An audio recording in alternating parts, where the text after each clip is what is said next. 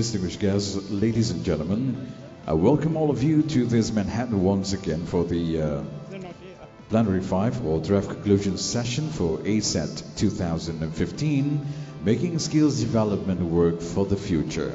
Ladies and gentlemen, I seek your cooperation once again to ensure the smooth running of the session. Thank you very much for your kind attention. Ladies and gentlemen, first of all, let me introduce you, the chair for today's draft conclusion. That is Dr. Teresa Koroivula-Ono, which is from College of Marshall Island, and she's the chair for today's draft conclusion.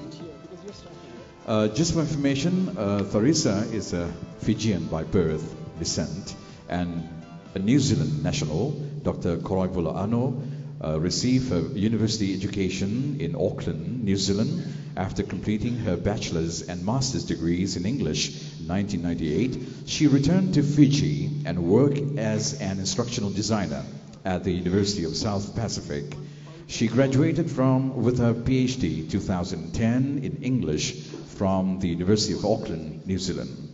Dr. Koroivula-Ono was appointed as the president of the College of the Marshall Islands in December 2014 and took office in April 2015. Her vision for the college focuses on transforming educational opportunities and scaling resources through collaboration in small islands developing states. Ladies and gentlemen, without any further ado, I'd like to hand this session to our chair. Please, Teresa. Thank you very much, MC. Distinguished guests, ladies and gentlemen, colleagues and friends, I am sure by this stage of the conference. It is my distinct honour and pleasure to chair this last plenary of ACET 2015. And I would like to take this opportunity to thank the Minister and the Ministry of Education and the Ministry of Education Malaysia and UNESCO, and further thank UNESCO for giving me this opportunity at this exemplary conference to chair this last plenary. Thank you for the hospitality and looking after all of us. I'm sure you all agree, won't you? You all agree, don't you? Yes, that's better. Thank you very much. I'd just like to start the session off by starting off with a couple of reflections after the oceans of information that we received throughout the sessions, the concurrent sessions and the plenaries that we've heard. And a couple of thoughts struck me just before I introduce our speakers, and they centre on the kinds of evaluation and improvement cycles that we have for particularly quality frameworks in Tibet, and how often we either revise or review or even talk about them as a means of improving the cycle of the education that we deliver. We also focus mainly on students, of course, entering the workforce. And I'd like to pose the question, how are we preparing workers already in the workforce, particularly for changes that we cannot predict in the future? To bring us back to the matter at hand, I would like to make clear, if you could please indulge us, that the reports that you're about to hear are raising some salient points on trends, challenges and strategies from all sessions in the conference. In particular, our colleague Paolo has been given the unenviable task of summarising the concurrent sessions, and so he's had 30 minutes to prepare the summary for this last series of concurrent sessions this afternoon. So you will understand, hopefully, that these are, again, a very brief update on what's been happening, drawing some salient points from the discussions, from the plenaries, just to remind us what happened over the last 2 days, the kinds of thoughts and reflections we need to take away. And don't forget also that a much more detailed report will be reflected in the report that goes from the conference. So that of course, ladies and gentlemen, will be much more comprehensive and will include much more than we can give you this afternoon. But like I said, these are snapshots, virtual snapshots of what's been happening in the last 2 days. I refer you again because we are very pressed for time. We have quite a few of the rapporteurs here who are going to be reporting on the presenting the summaries, and so I refer you to pages 72 to 75 of this conference booklet for the bio, the information, background information on the speakers that are going to be presenting these summaries. And so I know that many of us here have presented some of the thoughts and reflections we brought about our practices and strategies, policies, challenges, responses to Tibet over the last 2 days. And indeed, I think we're all supermen and women of technical vocation and training. And but I'd just like to, just before I ask the first speaker up to the podium there, I'd like to introduce them as the supermen of this conference, because each has been given the unenviable task of actually summarizing and then coming here to deliver the summary after listening to, like I said, to the oceans of information, the oceans of thoughts and reflections, the presentations, the discussions that we've had. So I would like now to ask Professor Yoshida, who's going to be doing plenaries 1 and 2, the summaries for plenaries 1 and 2, because Professor Yang from China couldn't make it to report for plenary 1. So I'd ask Professor Yoshida, please, to present his report.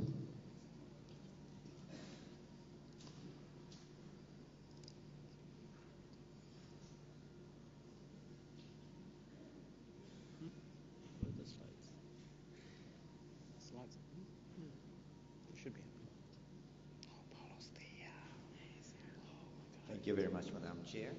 The plenary session number 1, entitled "Where are the Jobs in Asia Pacific?" That was the opening plenary session, chaired by Mr. Guancho Kim at UNESCO Bangkok and Dr. M. Kamis, DRI, and comprised of the speakers as follows: Ms. Makiko Matsumoto from ILO, Mr. Jonathan Bart, OECD, Mr. Phil Lovither, NCVR Australia, and Dr. Pan Leong, Minister of Human Resources Malaysia. So I quickly recap the summary of discussions. Instead of going through who said what, I'll just summarize according to the key thematic areas of trends, challenges, and the future strategies. So in Asia-Pacific regions, it is a dynamic region with strong economic growth, as you know, and employment is growing, but the pace of growth of employment is recently slowed. Southeast Asia and Pacific and South Asia marked stronger growth than world average, a little bit weaker in East Asia, and especially slow for the employment growth for women and youth. And the pace of growth of employment is slower than that of productivity growth. And as you also know, that the unemployment rate for youth is alarmingly high. The movement of labor is observed away from the agriculture, and where they go is not very clear. Some are moving into manufacturing and services, but not all the cases. And high-skilled jobs is increasing in general very much. At the same time, low skills also is growing somewhat in South Asia and East Asia. Next slide, please. And next is the challenges and opportunities. Generally, job requirement is higher than those attained by education and training received. And the nature of employment is broadly vulnerable. Own account is still dominant, although it is reducing. Majority is paid poorly. In Southeast Asia Pacific and South Asia, the average is less than $4. Labor productivity, especially over the past several years, is on a declining trend. There is a clear disparities in skills in inter-country and intra-country. There's a case observed for demographic transition in some of the region's countries. Migration of low and medium skilled workers are observed, and economic integration like ASEAN Economic Community or RCEP is coming in, and this will present important opportunities as well as challenges, because the region will have sizable in terms of population and labor force, but there is a clear disparities in terms of economic growth or wage and policies and laws. These will pose some threat or challenges to cope with. Next slide, please. So for future strategies, some of the inputs were discussed in this plenary. It is important to understand causes of several mismatches, not only skills mismatch, gender, regional, and various types of mismatches. It is important also to upgrade skills to meet job-specific as well as sector-specific needs. And national policy needs to be adaptable to local needs. And it is important to acknowledge the nature of high return on investment in education and training. As is observed in the case of Australia, the cost is surpassed by huge benefits by investment, and it will also enhance employability and productivity. There's a strong case for partnership, and it is necessary to align training with employers' needs. And in the region's characteristics is that employers are largely small and medium-sized enterprises. And especially local level capacity need to be built for the action at the local level. And it is necessary to strengthen evidence-based local policy, especially by using labor market information system that is yet to be developed in many of the region's countries. And above all, Malaysia is set to face ASEAN Economic Community, as is already incorporated into the policy framework like the Malaysia Plan and the Higher Education Blueprint. And then we move to the plenary session 2. The title is Which Skills for Existing and Emerging Jobs? It was chaired by Mr. Anshu Sonak from Intel, and the speakers are as follows: Ms. Ishta Jos from India, Mr. Sam Hagberg, Mampur Group, and Ms. Prapai sorry, it's a bit difficult to pronounce, Petroleum Institute of Thailand. Next slide. So in the case of India, India is, as you know, one of the largest countries in the world that has a big working age population, and of them, the age band of 15 to 59 constitutes 60%, and the average years of those workforce by year 2020 will be 29, much younger than the average age of Japan. I really envy India. And high human resources demand is observed in such areas like construction, retail, transport, and so on. They have already identified which are the emerging sectors that absorb and create jobs. And in response to the increasing demand, they have set up new ministry for skills development and entrepreneurship with national policies on skills development. They have identified key areas of constraint, so they broadly group them into 3 to respond to each of those challenges.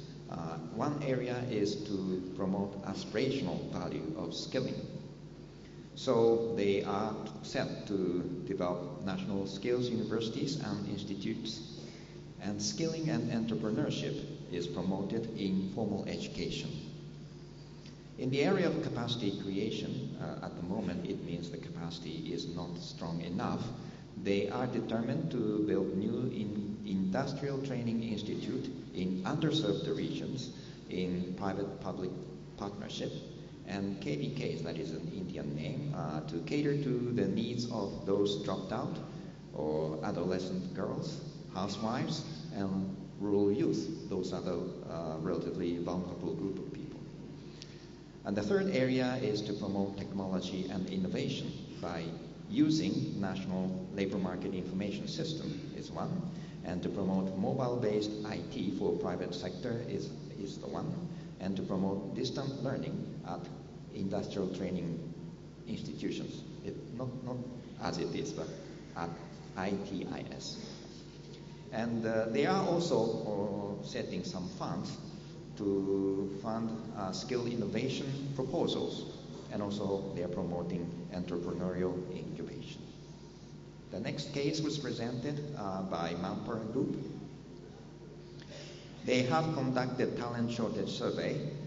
In fact, they have a huge sample around the world of more than 41,000 employers are interviewed, but they focus on the Asia-Pacific regions that still have covered more than 7,700 employers in 8 Asia-Pacific countries.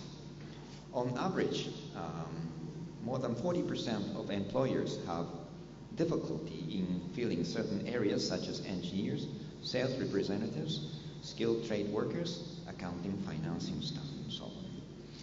The employers feel lack of technical as well as workplace competencies. And as a result of talent shortages, the effects are found in reduced competitiveness, productivity, ability to serve client, and an ability to innovate.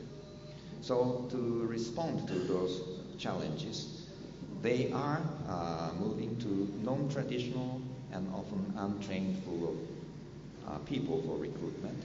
And they also provide additional training for existing staff, as well as tapping into untapped talent pool. Also, they try to redesign work models, making it more flexible. So overall, the survey proposed to nurture the culture of talent development and strengthen collaboration of education with educational institutions. Next slide, please. The next is the case of Petroleum Institute of Thailand, in the case of private sector involvement. This PTIT is a non-profit foundation providing education and training services. And the members is quite diverse, not only petroleum company, but also has gas, financial, legal, and consultancy companies. They explained 2 cases, one on vocational chemical engineering practice college. The aim of this college is to develop technicians with needed competencies identified. It lasts for 2 years, leading to vocational certificate, and it takes place in plant as well as project-based activities. The curriculum includes industry-based and basics, including safety, quality control, and English, and some of those basic skills. The second example of this PTIT is the Productivity and Innovation Practice School. It is to equip technicians with engineering and learning skills. It lasts for 10 months, certificate, and it also takes place in plant and project-based. It provides technical and learning and thinking skills, and as well as on project. They introduce think, do, reflect, or plan to see cycle, and cyclically moving up the skills ladder through lifelong learning processes. These 2 and many other initiatives will boil down to building competency and qualification framework. So those are the results that we have heard from section 1 and 2. Thank you.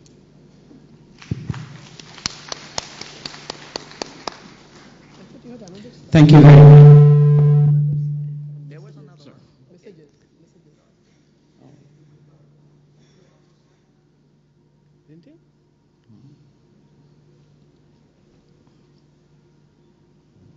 Have you? That's it. Yeah. That's it. All right. Thank you very much, Professor Ishida. Can we just give him another hand, please? Thank you very much for doing the 2 plenary sessions. And our next speaker up with his report is Mr. Tanvir, and he has plenary 3.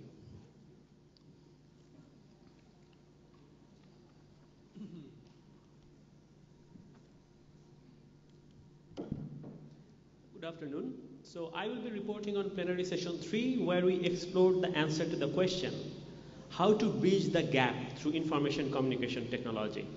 So it was chaired by Mr. Petri from Didactic, and we had 3 fantastic speakers.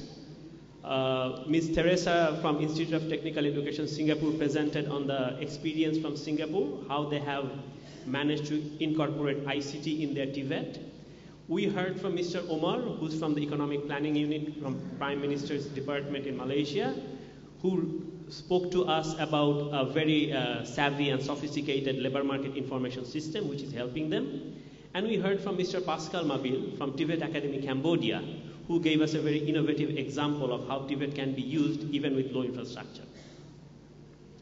So, I'll not report separately on each presentations. I would rather try to report on the basic learnings that I have been able to gather from there. So it will not be conclusive or comprehensive, but rather the key points. So in terms of the presentation, we have seen some trends in ICT and Tibet emerge.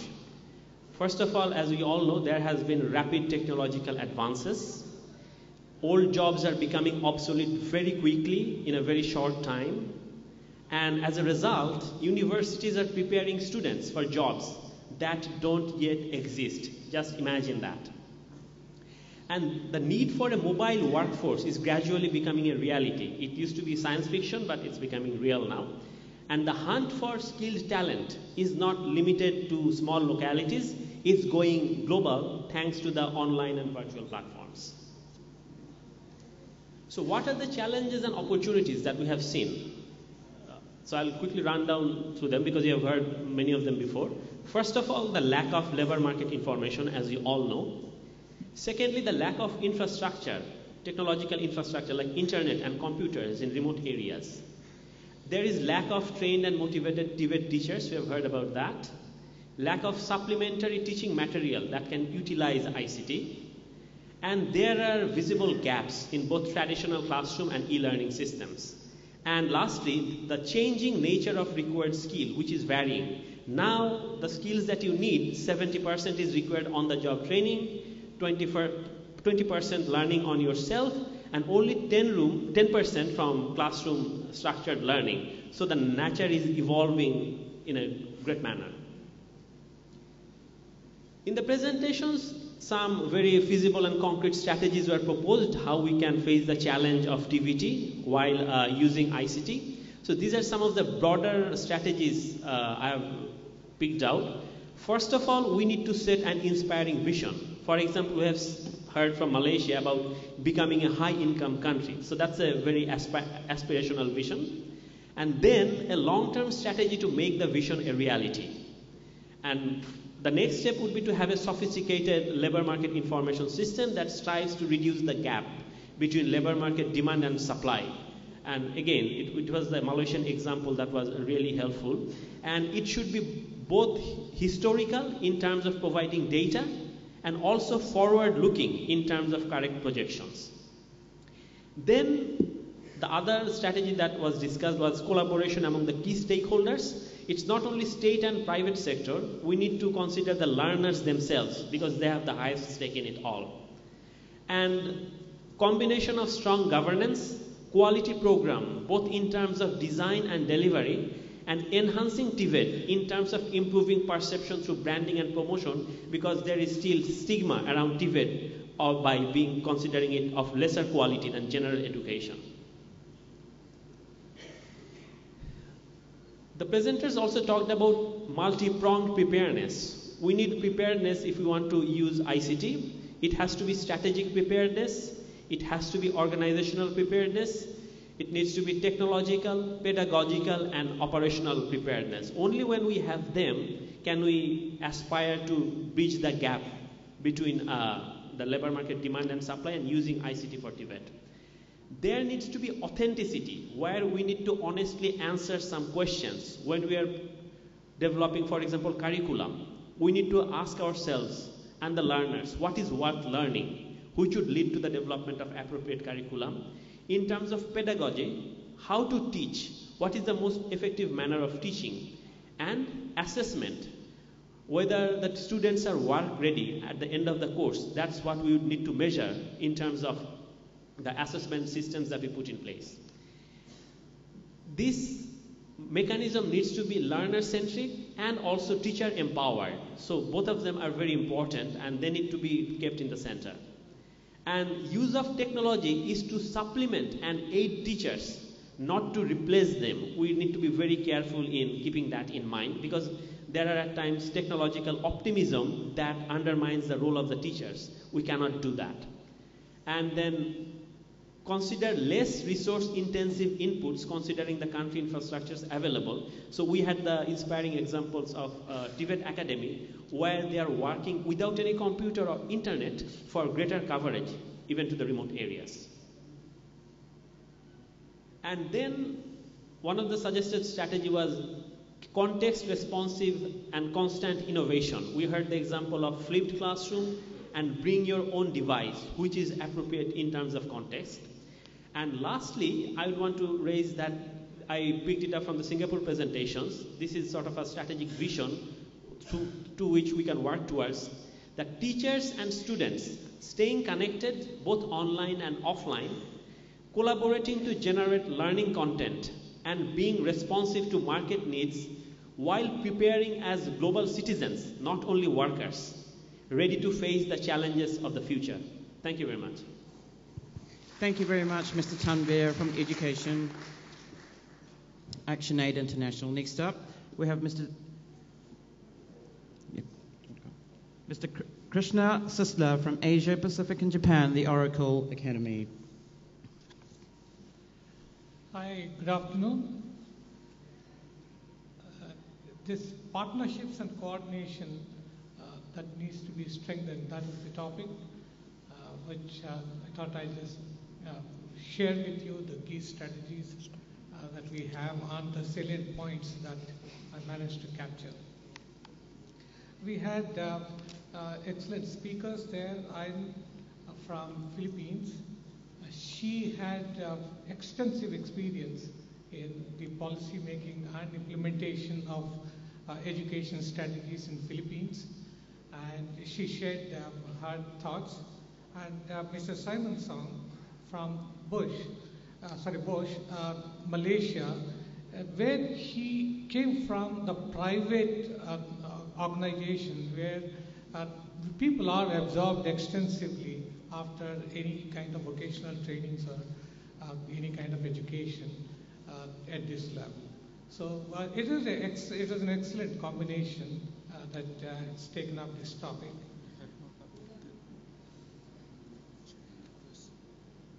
If you really look at some of the points which are important are there need to be a national task force from public and private stakeholders. So that is very important if you want to really do something extensively and increase the partnership. So there needs to be a model which you can talk to the partners and standardize and to implement these kind of programs. And they have come out in Philippines with a qualification framework which talks about how to really implement these programs, what kind of training that needs to be adapted, what are the evaluation methods which one should use it in the country, and so that can become a benchmark and it can be taken to the regional levels. They also had the bilateral relationships with the ASEAN state members, and a specific kind of relationships they had where they could share the strengths of each country so that it is implemented very effectively. So that again becomes a part of the partnership. So you need to have something local, you need to have something which is beyond the country. In this context, it is the regional level. And the most important thing is, as we all know that in any kind of program of this nature, you would have many stakeholders, especially in the government. And so you have to just make sure there is one voice. So we have to, they try to implement that, and work is in progress just to make sure that all the ideas they converse together so that they can really expand it as much as possible within the time frames.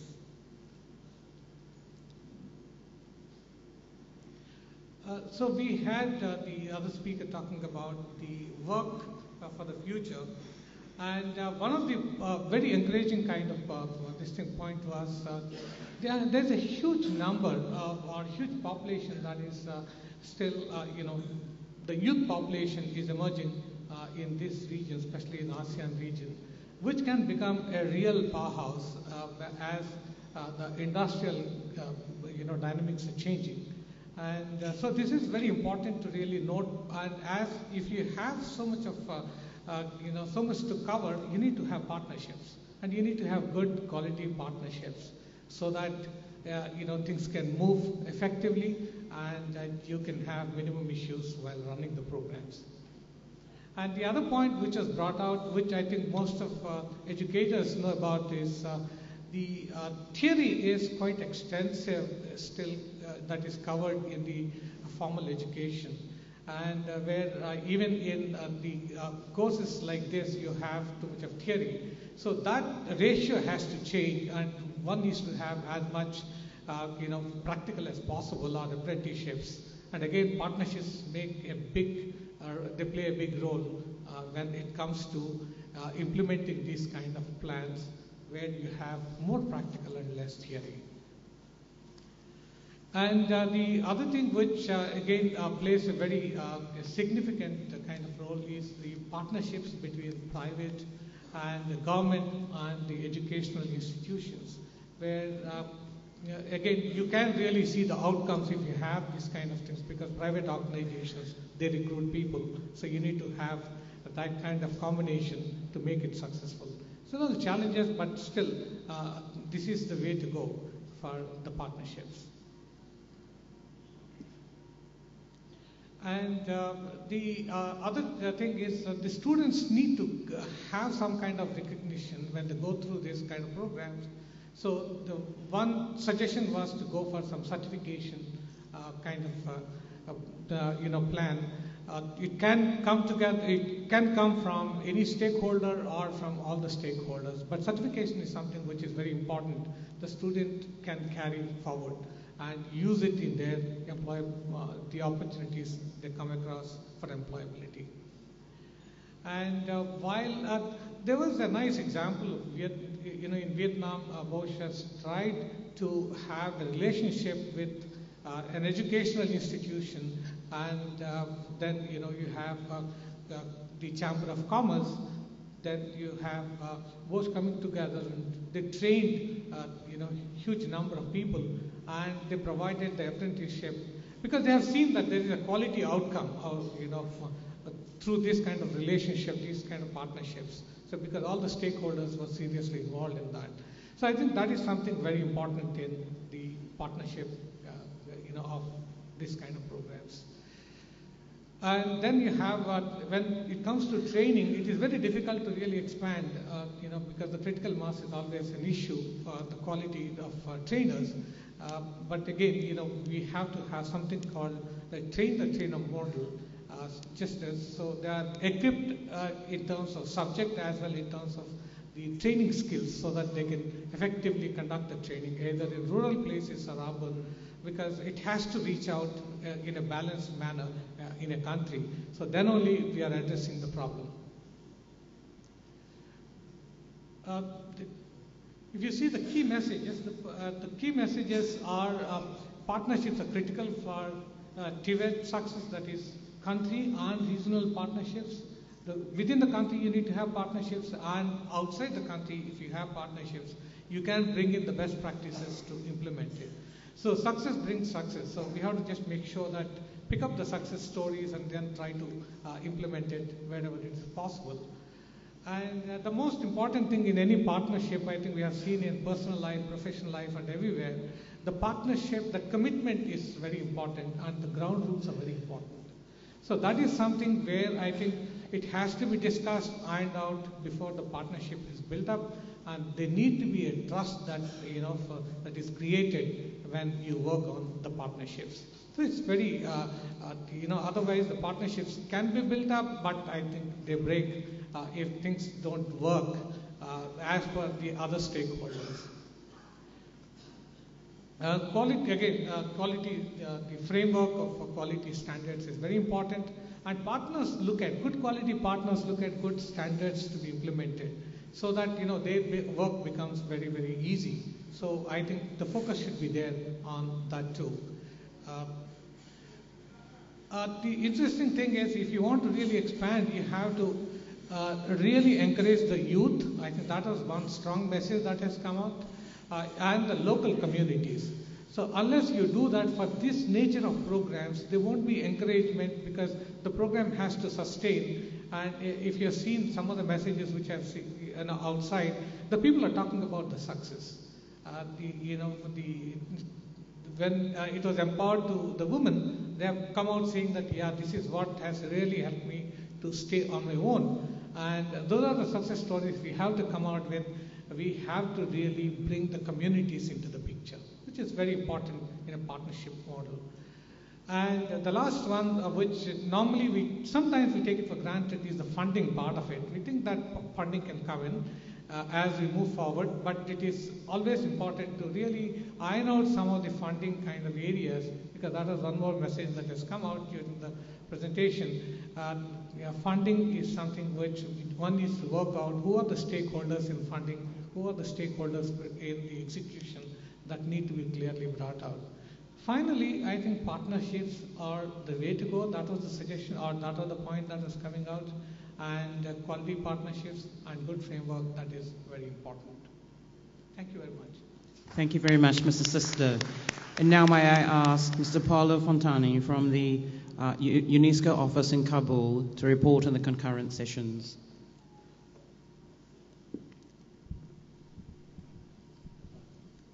Hi, good afternoon. Two caveats. The first is that I had half an hour to compile this for this afternoon, so please understand that this is not going to be exhaustive, but it's an outline of the main points that the participants have discussed during the 10 sessions, concurrent sessions in the last 2 days, yesterday and today, and that a more thorough report will come afterwards. And I also want to say that because there were 10 sessions, I didn't do this by myself, but there was actually help from the team, from the Ministry of Education of Malaysia, the UNESCO colleagues, and particularly thanks to Maggie and Leon who have been doing this for me. Responsibility in mine. So I will give you some of the points, and I think these are the points that maybe some of you would like the policymakers to focus more in the future years in the region. One of the first issues that was debated is the need for increased investment in education and training by both government and private sector. Training offer must be dynamic and address the relevant issues for each society, including employer demands and global demands. Youth in the region also seem to feel a lack of support, financial, individual, and also at the community level for their transition from school to work. Another area that was discussed was that of quality assurance. Tibet certification is an important process to facilitate participating academic institutions, host enterprises, and SMEs to provide interns some form of recognition at the end of their skills program or training or internship program. There was also a discussion about the importance of assessment, practical examination, accreditation for effective management on recognition of prior learning, increased flexibility of formal and informal sectors training and qualification systems, including recognition of prior learning and national quality frameworks. There was also the topic of involvement of all stakeholders from the demand and supply side in quality assurance as an issue that is critical to a sustainable quality assurance system. Another area of concern is that of the relevance of Tibet, which includes a number of elements linked to quality of Tibet systems. One point discussed was that youth need work experience embedded in Tibet, hands-on simulation, internships, entrepreneurship opportunities. Curricula should include life skills, small business skills, and support internship, apprenticeship training, and ICT competences. Also, youth need to acquire transferable skills, including flexibility, confidence, people skills, and adaptability. Entrepreneurship is one of the elements of transversal skills that should be acquired by youth, as the participants saw it. There are still many challenges to the integration of entrepreneurship in Tibet, including the slow adoption and diffusion of entrepreneurship education in some higher education institutions, the lack of entrepreneurial culture among top management, academics, researchers, and staff, the lack of concise guides for teaching and embedding of entrepreneurship across curriculum, and also the lack of strategic collaboration between academia and industry. Another issue that was given importance is to remind that one of the issues of most relevance and most prominence in the Shanghai Consensus have been the issue of relevance of Tibet system. And this is due to the extent of a skills mismatch in the Asia-Pacific region, where employers are not able to find workers with the right skills. We need quality Tibet, which responds to labor market needs. Another area discussed in the different sessions was that of Tibet teachers. The participants found that many gaps and challenges in Tibet teacher training were identified, and they need coordinated action to improve collaboration among different stakeholders, industrial experiences, learning materials, and status of teachers. Teachers should be trained to have enhanced transversal and entrepreneurship skills so that they can transfer these skills to their students. To this end, Tibet teacher education, both pre and in service, through a more flexible teacher education curriculum, can enable teachers to be sufficiently trained so that they themselves are up to date about current technologies and work processes, transferability of skills. There was the issue of greening Tibet, which was debated in a number of sessions. Macro-level policies on climate change and low-carbon transition are the axes for Tibet interventions. However, capacities to implement skills development are still very much uneven across countries. Investments are low, while demand for the labor market is weak. It was widely acknowledged that there is a need to build an evidence base for understanding the demand for green skills at all levels to match the skills supply for Tibet and prepare the workforce not only for job green, but also for influencing sustainable practices at the workplace and in communities. Adding up green skills or green skills top up is a viable option for Tibet to meet the green skills demand in existing jobs, focusing on new technologies. Topping up skills emerges as a common thread for Tibet in countries such as Malaysia and the Philippines. There was also a call not to create a green divide, increase the flexibility of a workforce to move across trades and also to integrate poverty reduction and sustainable development strategies in greening Tibet. Another area of debate was the importance of partnerships, remembering that Tibet is a necessary partnership between government, private sector, and learners. In the debate about PPPs, private-public partnerships, participants stressed the need for partnership to be successful, and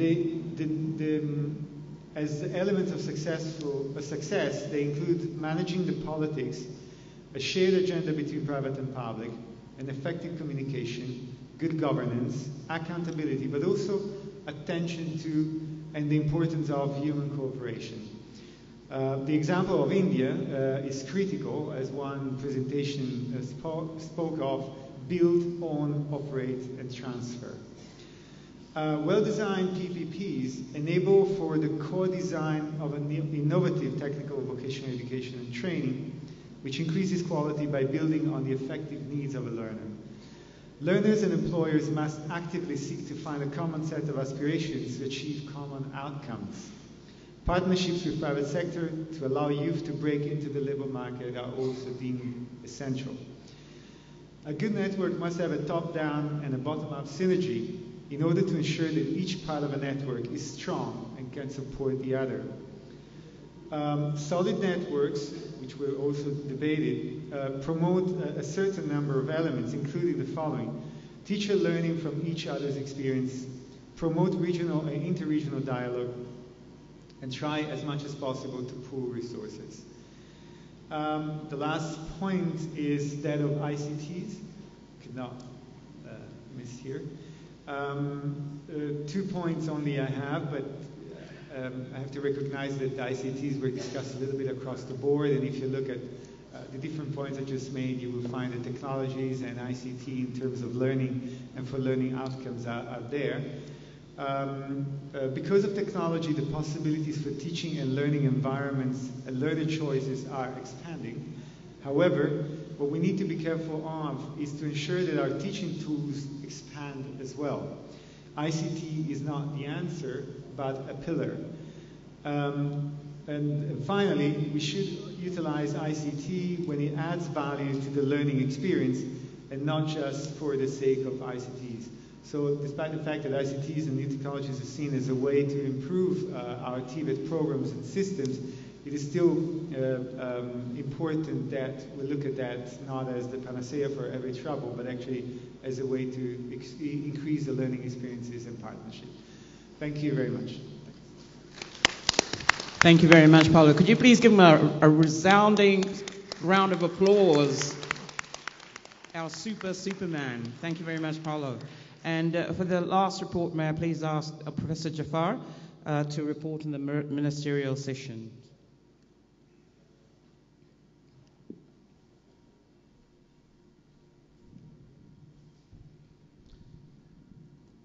Thank you, Madam Chair, and good day, everyone.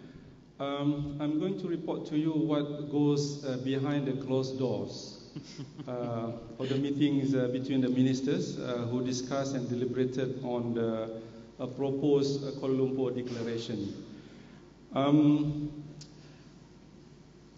And as, the initial draft of Kuala Lumpur Declaration was, drafted by UNESCO Bangkok teams, building on the Shanghai progress beyond Shanghai 2012, and also based on the themes that is actually being developed for the sessions that we have in this particular conference. And based on the inputs by the drafting team and also the report from the plenary sessions or the first day of the conference, the draft was further revised and then was prepared for the presentations to the ministers for deliberations. And I would like to summarize here the draft of the Kuala Lumpur Declaration that was presented to the ministers for their discussion, focus on 8 areas. Number 1, relevance of Tibet to the changing needs of the job market. Number 2, Tibet to enhance the lifelong learning. And use of ICT, not just to increase access, but also to enhance skills development, inclusiveness of Tibet, integrate greening skills, adapt qualifications and promote learning pathways, governance and increase investment, and last, regional integration and labor mobility. I'm sorry that I couldn't provide the slides presentation because we just finished the ministerial discussion before this particular session. But based on these 8 areas of focus, I will gladly report to you that the delegates and the ministers were broadly in agreement with the draft that was presented. And I wouldn't be detailing out what each and every one of them, commented. But their comment can generally be summarized into 4 areas to further improve the Kuala Lumpur Declaration. Number 1, that they say that need to be clearly or more strongly put in the declaration. Yeah? And number 1, quality of our Tibet program. They are just not necessarily for skills development of our graduates, but the curriculum must also address and develop responsible and good citizens. And number 2, there must be a stronger statement that to advocate the attractiveness of Tibet, not just as a learning pathways, but also as a career pathways. And number three, they would like us to include the statement that supports the development partners, which include from private funders. And number four, which is the last category of what was actually commented and recommended to be included, was the mentions of performance indicator. How do we actually measure performance of the Tibet system in each of our country and the region and also the Asia Pacific? So I thought that is short enough for you to have on time end to this particular session. Thank you very much. Thank you very much, Mr. Jafar.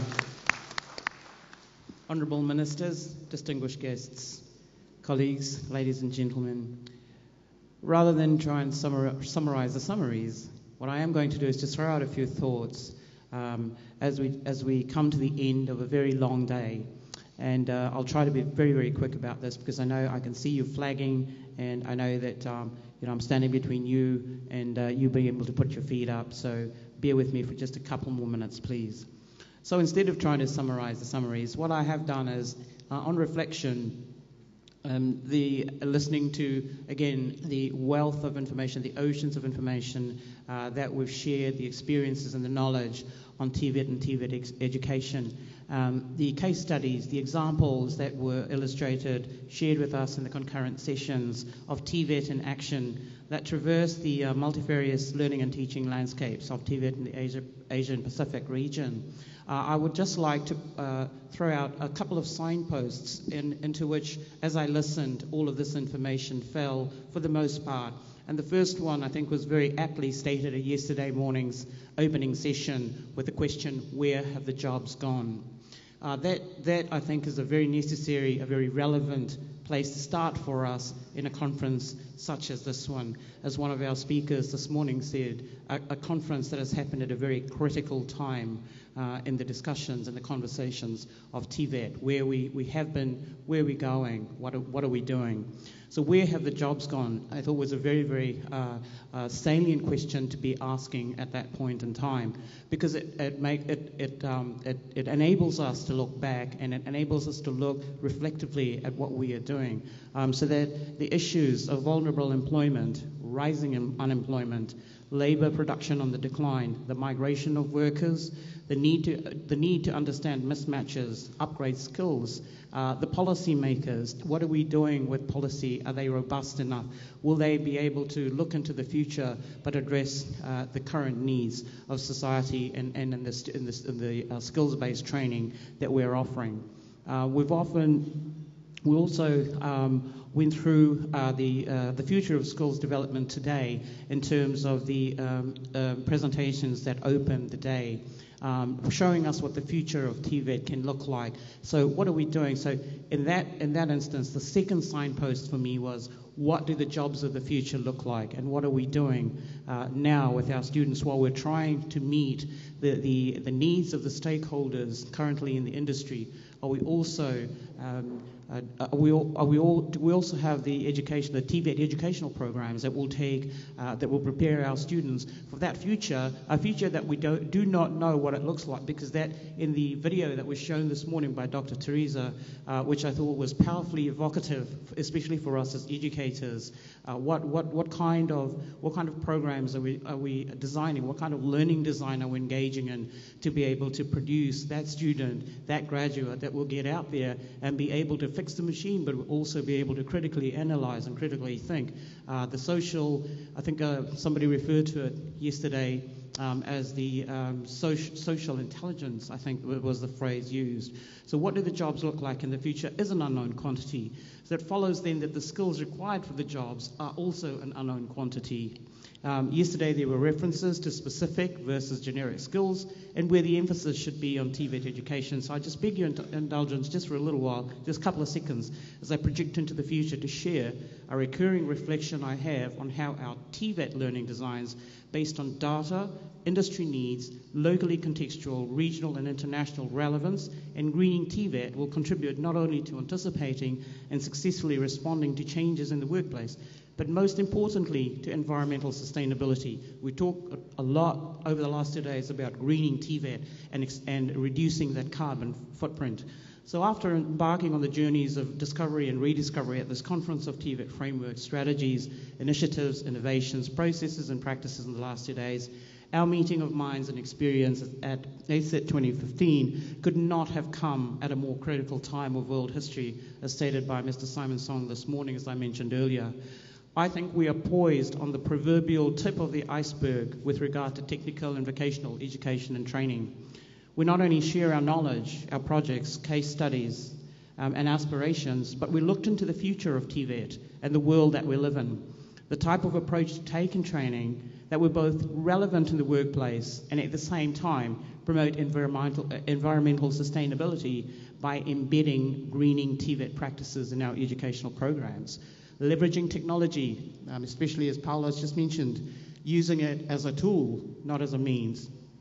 Training and working smarter to prepare students for jobs that do not exist will require the large quantities of the innovation, the collaboration that we've heard throughout, and the transformation that we've also heard throughout, the three themes of innovation, collaboration, and transformation that have continued to move our education and training agenda forward so that we can slow down the iceberg melting rate as much as possible to avoid the premature collision with that hidden 3/4 of the same iceberg and continue to close the skill gaps by responding to contextual needs while at the same time anticipating future trends with agile, visionary, and sustainable education and training programs. Thank you.